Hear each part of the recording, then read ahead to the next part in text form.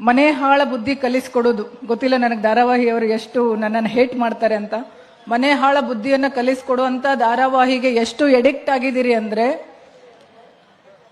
ಹಿಂದಿನ ಬಾಗಿಲಿಂದ ಕಳ್ಳ ಬಂದು ಮನೆ ಕಳ್ಳತನ ಮಾಡ್ಕೊಂಡು ಹೋದ್ರೂ ಗೊತ್ತಾಗಿರಲ್ಲ. ಆಗಿದೆ ಉದಾಹರಣೆ. ಮಕ್ಕಳಿಗೆ ಓದ್ರಿ ಓದ್ರಿ ಅಂತ ಕೂರ್ಸೋದು, ನೀವು ಧಾರಾವಾಹಿ ನೋಡೋದು. ಹೆಂಗೆ ಕಾನ್ಸಂಟ್ರೇಷನ್ ಮಾಡಕ್ಕಾಗತ್ತೆ ಮಕ್ಕಳಿಗೆ? ನೀವು ಒಂದು ವಚನದ ಬುಕ್ಕನೋ ಒಂದು ಕಾದಂಬರಿಯೇನೋ ಹಿಡ್ಕೊಂಡು ಕೂತ್ಕೊಳ್ಳಿ ಅವ್ರ ಮುಂದೆ. ನೀವು ಪಾಠ ಹೇಳ್ಕೊಡ್ಬೇಕು ಅಂತಲ್ಲ. ನೀವೇನ್ ಮಾಡ್ತೀರಿ? ಮಕ್ಕಳು ಹೇಳಿದ್ದೇನೆ ಯಾರು ಕೇಳಿ ಕಲಿಯುವುದಿಲ್ಲ. ನಾವ್ ಹೆಂಗ್ ನಡ್ಕೋತೀವಿ ನಮ್ಮನ್ನ ನೋಡಿ ಕಲಿತಾರೆ ಮಕ್ಕಳು. ಈ ಸಮಾಜದಲ್ಲಿ ಏನು ನಮ್ಮ ಮಠಗಳು ಹೇಗೆ ನಡ್ಕೋತವೆ ಅನ್ನೋದನ್ನ ನಾವೆಲ್ಲ ಹೆಂಗೆ ನೋಡಿ ಕಲಿತೀವಿ, ಅವರ ಆಧ್ಯಾತ್ಮಿಕತೆಯನ್ನ ನಾವು ಹೆಂಗೆ ಕಲ್ಕೋತೀವಿ, ಹಂಗೇನೆ ಮಕ್ಕಳು ಮನೆಯಲ್ಲಿ ನಮ್ಮನ್ನ ನೋಡಿ ಕಲಿತಾರೆ. ದಯಮಾಡಿ ಹೆಣ್ಮಕ್ಳು, ನಿಮ್ಮ ಮಕ್ಕಳ ಭವಿಷ್ಯ ಉಜ್ವಲ ಆಗ್ಬೇಕಂದ್ರೆ ಎಲ್ಲರೂ ಫಸ್ಟ್ ರ್ಯಾಂಕ್ ಬರಕ್ ಸಾಧ್ಯನೇ ಇಲ್ಲ. ಎಲ್ಲರೂ ಇಂಗ್ಲಿಷ್ ಮೀಡಿಯಂ ಅಲ್ಲಿ ಓದಿದ ತಕ್ಷಣ ಏನೋ ಆಗ್ಬಿಡ್ತಾರೆ ಅನ್ನೋದನ್ನು ತಪ್ಪು.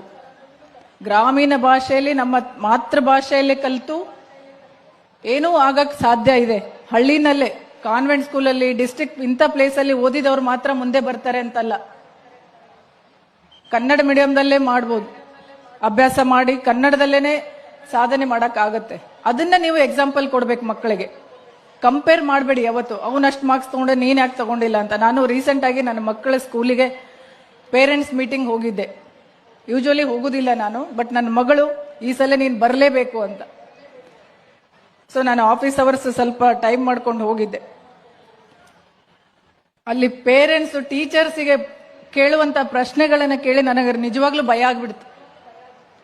ಏನ್ ಎಕ್ಸ್ಪೆಕ್ಟ್ ಮಾಡ್ತಾ ಇದೀವಿ? ತಾಯಂದ್ರೆ ಜಾಸ್ತಿ ಇರೋದಕ್ಕೆ ನಾನು ಹೇಳ್ತಾ ಇದ್ದೀನಿ. ಏನ್ ಎಕ್ಸ್ಪೆಕ್ಟ್ ಮಾಡ್ತಾ ಇದೀವಿ ಮಕ್ಕಳ ಕಡೆಯಿಂದ ನಾವು? ಬರೀ ರ್ಯಾಂಕ ಅಥವಾ ಸಂಸ್ಕಾರನ? ಕಲೀಲಿ ಮಕ್ಕಳು. ಎಲ್ಲರೂ ಒಂದೇ ತರ ಇರಲ್ಲ. ಹುಟ್ಟುತ್ತಾ ಯಾವುದು ದಡ್ಡನೂ ಅಲ್ಲ, ಬುದ್ಧಿವಂತನೂ ಅಲ್ಲ.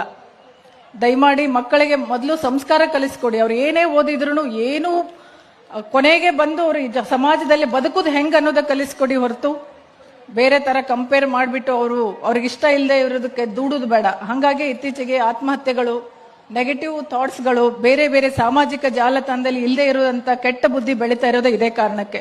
ಹಾಗಾಗಿ ನಾನು ಈ ಮಹಿಳಾ ಗೋಷ್ಠಿಯನ್ನ ಒಂದು ಪ್ರಸ್ತುತ ಹೌದೋ ಅಲ್ಲ ಗೊತ್ತಿಲ್ಲ, ಒಂದೆರಡು ಮಾತು ಹೇಳ್ಬೇಕನ್ನಿಸ್ತು.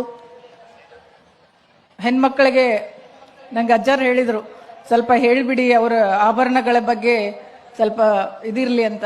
ನಾನು ಆರ್ಗನೈಸರ್ಸ್ಗೆ ಡೇ 1 ಇಂದನೇ ಹೇಳ್ತಾ ಇದ್ದೆ, ಶುರು ಆಗುವಾಗ ಮುಗಿದ ಮೇಲೆ ಹೆಣ್ಮಕ್ಳಿಗೆ ತಮ್ಮ ಆಭರಣಗಳನ್ನ ಕೇರ್ಫುಲ್ ಆಗಿ ಏನ್ ಹೇಳ್ತೀರಿ, ನಮ್ಮ ಸೇಫ್ಟಿಯಲ್ಲಿ ನಾವು ಹೋಗ್ಬೇಕು.